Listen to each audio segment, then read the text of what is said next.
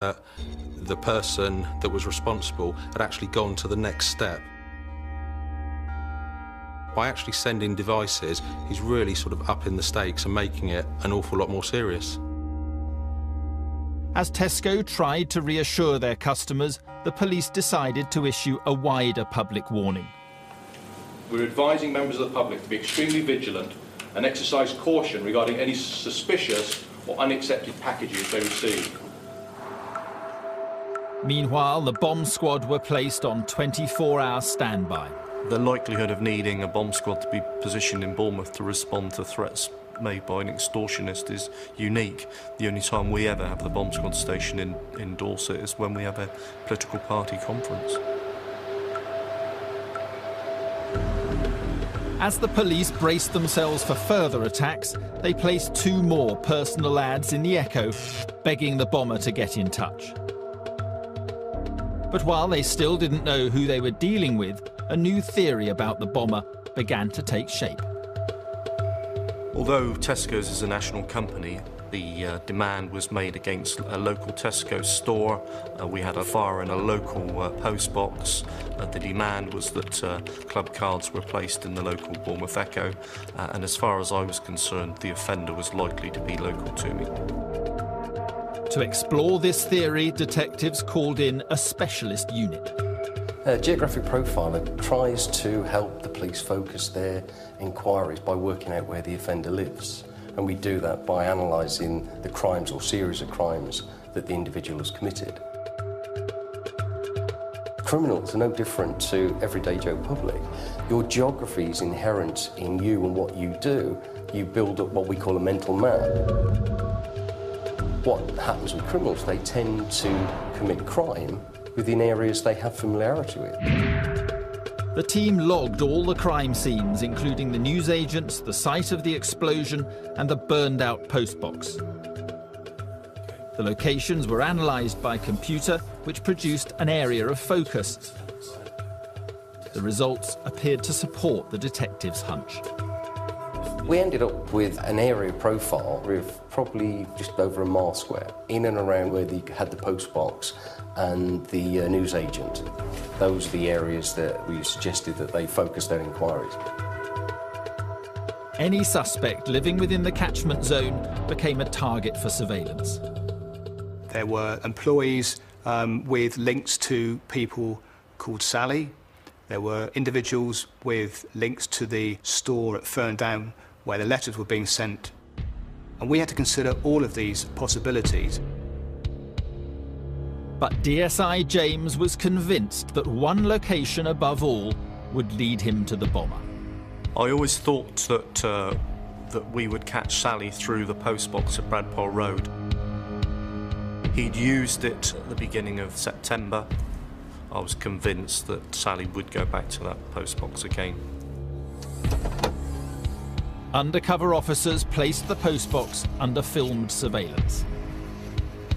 We use various sorts of methods, workmen doing different things, which hopefully didn't draw attention to us. The golden rule of surveillance is you cannot make yourself invisible. No one's invisible. You're going to be seen. It's whether you're noticed. With the surveillance operation underway, police now asked Tesco to consider a strategy that would only be used if the bombings escalated. The police request came in that, well, we need to consider putting these cards in the Bournemouth Echo as a fallback position in case things get to that stage. The company's head of security was less than enthusiastic. My concern really was, is someone going to get seriously injured here? Is our reputation going to be damaged? Are we going to lose a lot of money by the decisions that I'm agreeing to? But the police had good reason to believe that this tactic might work. In the mid-1990s, blackmailer Edgar Pearce had carried out a similar extortion campaign against Barclays Bank and supermarket giant Sainsbury's. The so-called Mardi Gras bomber had also insisted on receiving his cash through ATMs. But he was caught after police put hundreds of them under round-the-clock surveillance. Our policy is that we wouldn't pay any extortionist, but that we would certainly support a police operation which meant going along and paying money in a controlled fashion. That's something that we would certainly consider. In mid-October, as Tesco evaluated the police request, the bomber issued a new threat. Sally explained that he was fed up with our stalling, he felt that we needed to get on and meet his demands, and he described the new generation of device. This was to be a pipe bomb that he would place in a garden of a Tesco's customer, and it would be capable of killing people. We naturally consulted with the bomb squad. Our assessment was that, if he's capable of making the devices that we'd encountered so far, he was going to be more than capable of taking the next step to produce a pipe bomb. The difference being the devices he previously made were unconfined low explosives, so they were only ever going to burn. Once you encase low explosives in something like a metal pipe, you actually then get an explosion that will produce fragmentation. And now people will be injured and potentially killed.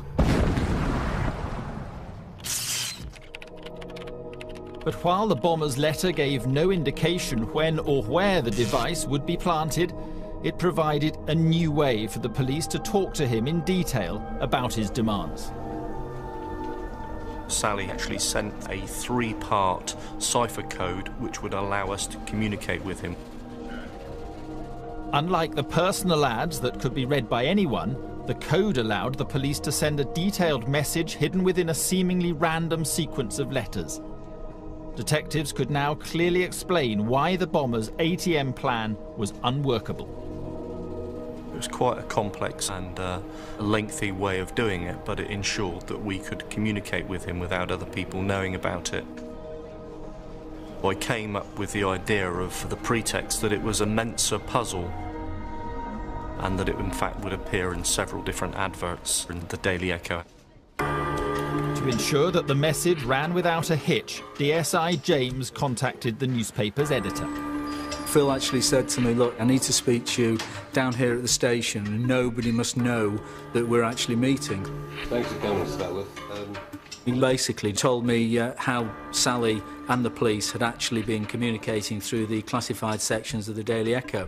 I was gobsmacked, but absolutely fascinated. And then he came up with the big bombshell about wanting to work with the paper to actually get specific messages across to Sally. Butterworth would be required to keep the operation secret from even his most trusted staff. The issue for me was I had to explain to an advertising manager and a general manager why we were putting free adverts in the paper, what they were, without giving too many details away.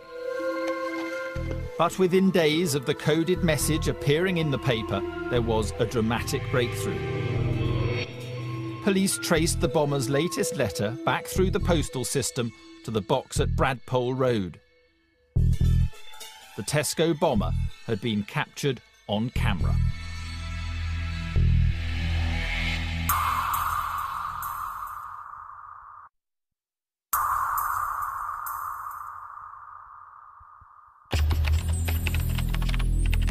For 2 months, the Tesco bomber had been waging his campaign of terror. His latest letter threatened to plant a lethal pipe bomb in the garden of one of the store's customers. But in sending it, the bomber had blundered. He'd used the same postbox in Bradpole Road, which the police had placed under filmed surveillance.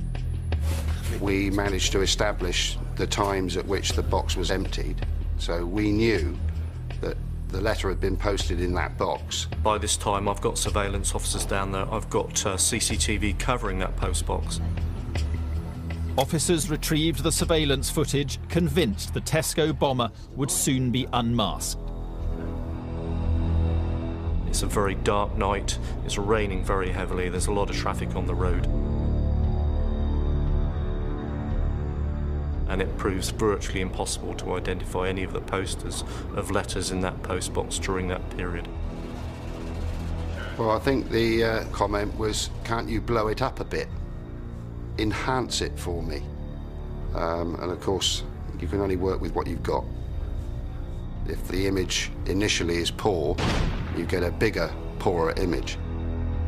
What had seemed so promising had turned out to be useless. After thousands of hours of patient police work, the bomber's identity remained a mystery. You've got to imagine we're months into this inquiry. We've had the opportunity and nearly got Sally. This was a very difficult time for the inquiry and the team that were working on it. Desperate for a breakthrough, officers sent Sally a new coded message asking him to agree to a money drop rather than collecting his cash through ATM machines. If he agreed, officers would be waiting for him. But Sally sensed the trap. He was steadfast in the fact that he only wanted the technical demands that he'd said, and he never believed that we couldn't actually meet his demands. He always thought we were stalling, so it became very difficult to persuade him otherwise. After this exchange, the bomber's letters stopped. We weren't sure if our messages were getting through to Sally. As a consequence of that, we were concerned that the device might be exploded. But 3 weeks later, the bomber finally got back in touch. His patience was running out. Sally had provided a deadline. He'd said we had until Saturday, the 12th of December.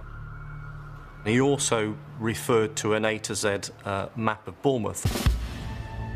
In less than a month, the pipe bomb would be planted. In time, Sally would issue a grid reference for its location. With the deadline approaching, police considered activating their last-ditch strategy, issuing the modified ATM cards. But catching the bomber as he used them would be a massive undertaking. We were looking at, I think, 25,000 ATM sites in the UK and about 250 in the conurbation. It was a huge operation potentially for us, one that would involve the National Crime Squad, not an operation that Dorset could have performed on its own. But although there might be thousands of ATMs across the country for the bomber to choose from, Tesco were determined not to make it easy for him. We could let 3 or 4 be used, but then put a stop on all the cards. Despite all his planning, he would have had to have been lucky to have got away with it. As Tesco commenced the huge task of producing 50,000 cash cards, police surveillance was beefed up. I was determined that we would have really good coverage of that post box, and in fact we had 7 cameras. I had cameras just on top of the post box. I had a fisheye camera in the newsagent's window, and I had other cameras covering the road. But as the police continued their stakeout, news came that the cards could not be produced before the December the 12th deadline. Detectives tried to buy some time. That was the basis of our communication with Sally. We are trying to work with you, but we cannot meet your demands by the deadline you've given us. We're really keen to move that deadline forward.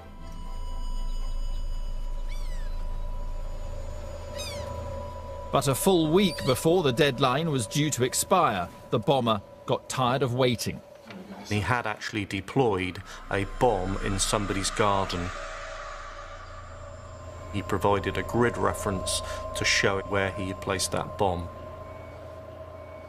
Unfortunately, that grid reference covered a square kilometre and in fact 19 roads and 550 houses in an area of Ferndown. Hundreds of officers flooded the area. The operation became headline news. Detectives searching for a bomb which a blackmailer claims he's planted in Dorset are continuing their investigations today. A large area of Ferndown remains sealed off, while police and bomb disposal experts scour the area. It was effectively an inch-by-inch search through the gardens and through the bushes, through the sheds and anything that existed within those gardens.